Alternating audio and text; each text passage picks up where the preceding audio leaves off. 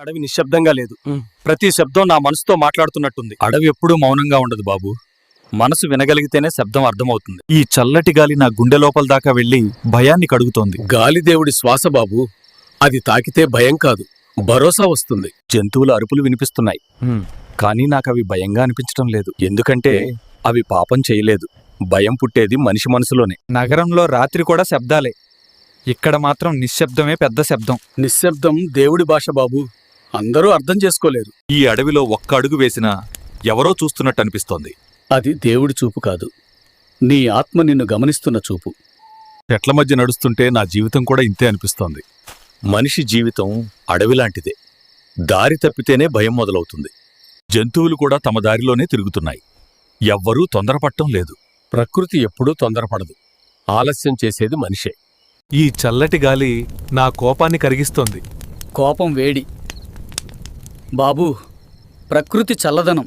అడవిలో ప్రతి శబ్దం జీవంతో నిండినట్టు ఉంది. ప్రతి జీవిలో దేవుడు ఉన్నాడని గుర్తిస్తే భక్తి మొదలవుతుంది. ఈ రాత్రి నేను ఒంటరిగా లేనట్టు అనిపిస్తోంది. ఎవడు ప్రకృతితో ఉన్నాడో వాడు ఎప్పుడూ ఒంటరివాడు కాడు. నగరంలో ఉన్నప్పుడు దేవుణ్ణి వెతికాను. ఇక్కడ నువ్వు దేవుడిని కాదు, నిన్నే కనుగొంటావు. జంతువుల కళ్ళలో కూడా ప్రశాంతత కనిపిస్తోంది. ఎందుకంటే అవి నటించవు, మనిషే నటిస్తాడు. ఈ అడవి రాత్రి నాకు భయం కంటే బలమిస్తోంది. భయాన్ని ఎదుర్కొన్నప్పుడే బలం పుడుతుంది. ఈ నిశ్శబ్దంలో నా శ్వాస కూడా వినిపిస్తోంది. శ్వాస వినిపిస్తే జీవితం విలువ తెలుస్తుంది. ప్రతి చెట్టు నన్ను కాపాడుతున్నట్టు ఉంది.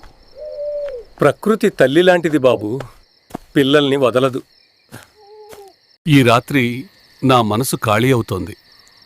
ఖాళీ అయిన మనసులోనే దేవుడు నివసిస్తాడు.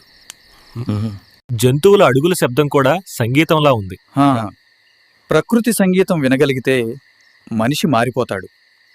ఈ అడవిలో భక్తి పుట్టింది, భయం చచ్చిపోయింది. భక్తి వచ్చిన చోట భయానికి చోటుండదు. ఈ రాత్రి నా జీవితాన్ని మార్చేస్తోంది.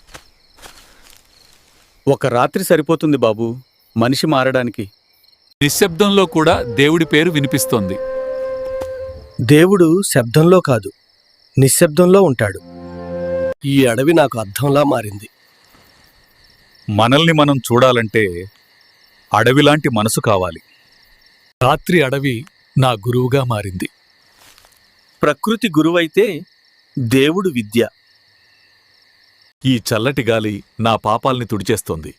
పశ్చాత్తాపమే నిజమైన స్నానం. జంతువులు కూడా ప్రార్థిస్తున్నట్టు ఉన్నాయి. జీవించడమే వాటి ప్రార్థన. ఈ అడవిలో దేవుడు దగ్గరగా ఉన్నట్టుంది. నువ్వు నిజానికి నీకు దగ్గరయ్యావు. ఈ రాత్రి నాకు శాంతినిచ్చింది. శాంతి బయట కాదు బాబూ, లోపలే ఉంటుంది.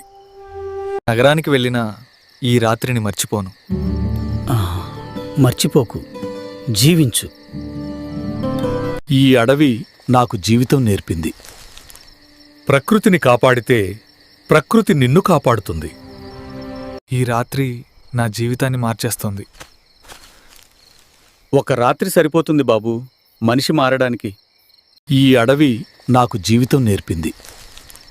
ప్రకృతిని కాపాడితే ప్రకృతి నిన్ను కాపాడుతుంది.